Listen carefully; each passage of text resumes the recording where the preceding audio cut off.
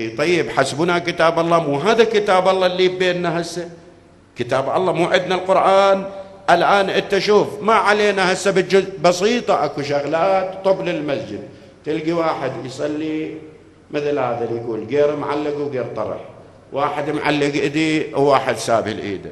الطب الوضوء المسلمين يتوضون، واحد يسبح اذاناته ورقبته ويغسل رجليه للركاب، وواحد يكتفي بثلاث اصابع مضمومه.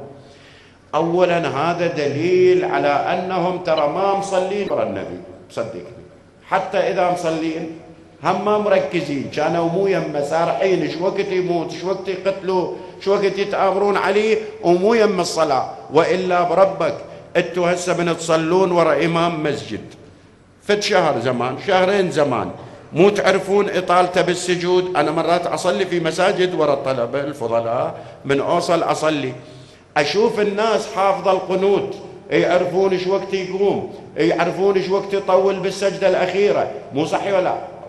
لأرهموا علي. طيب نبيكم اولاد الحلال صليتوا وراه، جبتوا لنا الوضوء 4 اشكال، جبتوا لنا الصلاه 100 شكل، اذا ما كنتم مركزين، مو يمه اصلا. وانت تصيح حسبنا كتاب الله. طيب هذا كتاب الله خليه يحل المشكله. ما حل المشكله. ليش ما حل المشكله؟ لا حل المشكله لانه الكتاب اني مخلف فيكم الثقلين كتاب الله وعترتي اهل بيتي. كل مره شو يقول النبي؟ من يقول عن شيء يقرن اصبعه، انا وكافل اليتيم في الجنه كهاتين. لكن بهذا الحديث ايش قال؟ قرن اصبعه.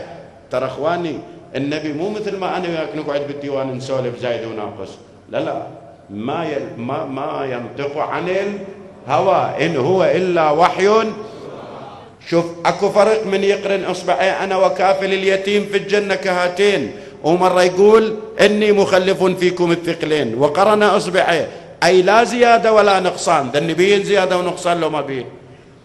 اما بين القرآن والعترة ما يستغني واحد عن الثاني. اني مخلف فيكم الثقلين كتاب الله وعترتي لن يفترقا حتى يرد علي. ليه؟ لانه ما تستفيد من القرآن بدون المعصوم. إن هذا القرآن يهدي للتي هي أقوم ويبشر المؤمنين الذين يعملون الصالحات أن لهم أجرا كبيرا. فالذين آمنوا به وعزروه ونصروه واتبعوا النور الذي أنزل معه أولئك هم المفلحون.